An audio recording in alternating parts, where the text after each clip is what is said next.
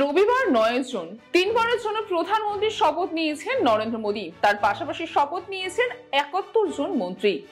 সোমবার বিকালে সেই সকল মন্ত্রীদের মন্ত্রক ভাগ করে দেওয়া হয়, অর্থাৎ তাদের মধ্যে বন্টন করে দেওয়া হয়। তবে প্রশ্ন থেকেই যায় লোকসভার অধ্যক্ষ কে হচ্ছেন। ওম বিড়লা, যে কিনা লোকসভার অধ্যক্ষের পদে ছিলেন, তিনি কি তার সেই পদে বহাল থাকছেন নাকি অন্য কেউ বসতে চলেছে সেই আসনে? এই নিয়ে ইতিমধ্যে রাজনৈতিক মহলে কিন্তু চর্চা শুরু হয়েছে। আপনাদের জানিয়ে রেখেছি, তার মাঝেই সূত্র মারফত জানা যাচ্ছে যে 18 জুন কিন্তু নতুন অধিবেশন শুরু হচ্ছে, অর্থাৎ প্রথম অধিবেশন রয়েছে লোকসভার। এবং 18 জুন যদি প্রথম অধিবেশন হয়, তাহলে 22 জুন সেই অধিবেশন অর্থাৎ লোকসভায় ভাষণ বা বক্তৃতা রাখতে চলেছেন রাষ্ট্রপতি দ্রৌপদী মুর্মু। আমরা জানি ইতিমধ্যে কিন্তু বিরোধী দলনেতা চিহ্নিত করা থেকে শুরু করে কে কোন আসনে বসবে ইত্যাদি সংসদীয় কার্য বাকি আছে।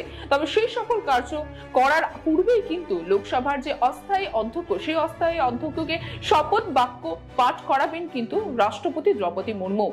আপনাদের জানিয়ে রাখি যে সংবিধানের অনুচ্ছেদ ৯৪ এর দ্বিতীয় বিভাগ অনুসারে প্রথম অধিবেশন লোকসভার অর্থাৎ নতুন যে লোকসভার অধিবেশন শুরু হচ্ছে, তার আগে কিন্তু এই অধ্যক্ষের পদ ফাঁকা হয়ে যায়, অর্থাৎ ফাঁকা করে দিতে হয়।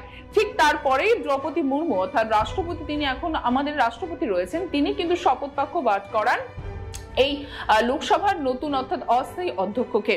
এবং সেই অনুযায়ী বলতে পারেন যে অনেকটাই কিন্তু এগিয়ে রয়েছে একাধিক প্রার্থী। এবং যে নিয়ম অনুসারে কিন্তু বলা যায় যে লোকসভার যে সব থেকে বেশি সিনিয়র সদস্য, তিনি কিন্তু সেই শপথ বাক্য পাঠ করেন। তবে ওম বিড়লার পাশাপাশি এবার কিন্তু এগিয়ে রয়েছে একাধিক সদস্য। নাম উঠে আসছে কিন্তু এর মধ্যে ৮ বারের সংসদ অর্থাৎ কেরল প্রদেশের কংগ্রেসের কার্যকারী সভাপতি, যার নাম কিনা কোডি কুনিল সুরেশ। তার পাশাপাশি কিন্তু এই লোকসভার অধ্যক্ষ পদের জন্য মুখ চেয়ে বসে রয়েছেন আরো ইন্ডিয়া শরিকেরা। কারণ আমরা জানি যে এবার বিজেপি সরকার কিন্তু সংখ্যাগরিষ্ঠতা না পাওয়ার জন্য এনডিএ শরিকদের উপর নির্ভর করে সরকার গঠন হয়েছে। অর্থাৎ পূর্ণবন্দী থেকে শুরু করে প্রতিমন্ত্রী সবকিছুতেই কিন্তু এনডিএ শরিকদের নিয়েই তৈরি হয়েছে সরকার। ঠিক তেমনই লোকসভার অধ্যক্ষ পদের জন্য কিন্তু পদ চেয়ে বসে রয়েছেন একাধিক এনডিএ সরকারের শরিকেরা, যার মধ্যে কিন্তু রয়েছে চন্দ্রবাবু নাইডু, নীতিশ কুমার। কারণ আমরা জানি যে লোকসভা নির্বাচন অর্থাৎ লোকসভা নির্বাচনের পরে যখন নতুন লোকসভার যে অধিবেশন শুরু হয় বা সেই অধিবেশন যে 5 বছর টানা অধিবেশনে অনেক সময় দেখা যায় যে রাজনৈতিক কারণে কিন্তু সংসদের